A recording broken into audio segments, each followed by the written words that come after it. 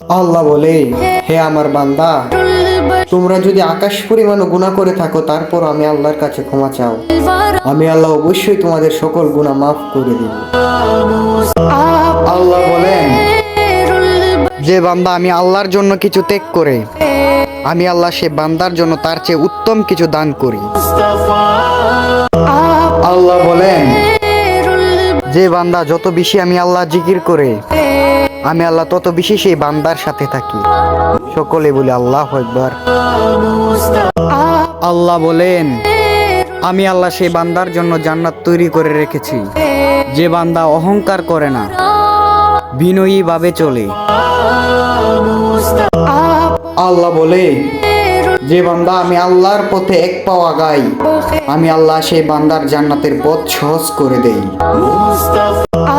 আল্লাহ বলেন, যে বান্দা আমি আল্লাহর রাস্তায় গরিবকে সাহায্য করে আমি আল্লাহ সেই বান্দাকে সাহায্য করি। যে বান্দা কষ্ট সহ্য করতে পারে এবং অন্যকে ক্ষমা করে দেয় সে বান্দা আল্লাহর সবচাইতে প্রিয়। আল্লাহ বলেন, যে বান্দা ঠিক মতো 5 ওয়াক্ত নামাজ পড়ে আমি আল্লাহ সে বান্দার জন্য সমস্ত দরজা খুলে রেখেছি। আল্লাহ বলেন, যে বান্দা আন্তরিকভাবে তওবা করে আমি আল্লাহ সেই বান্দার গুনাহ এমন ভাবে মাফ করে দেই যেন সে জীবনেও গুনাহ করে নাই। আল্লাহ তাআলা রাতে হাত বাড়িয়ে রাখেন যেন দিনের গুনাহগার বান্দা তওবা করতে পারে।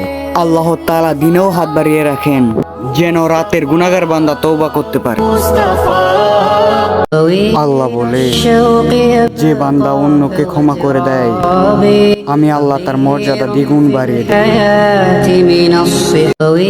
আল্লাহ বলেন, হে আমার বান্দারা, তোমরা যতই গুনাহ করো না কেন আমি আল্লাহর রহমত থেকে তোমরা নিরাশ হইও না, অবশ্যই আমি আল্লাহ তোমাদের সকল গুনাহকে মাফ করে দেব।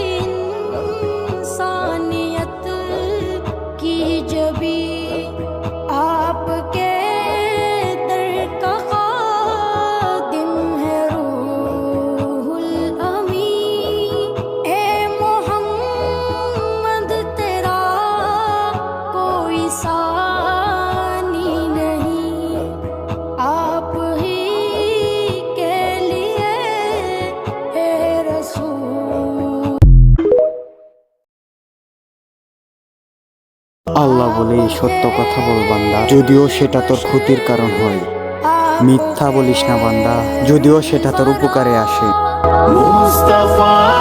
আল্লাহ বলে, যে হে আমার বান্দা, আমি জুলুমকে আমার জন্য হারাম করেছি এবং তোমাদের মধ্যেও তা হারাম করেছি, তাই তোমরা একে অপরের উপর জুলুম করো না। হাদিস 2577।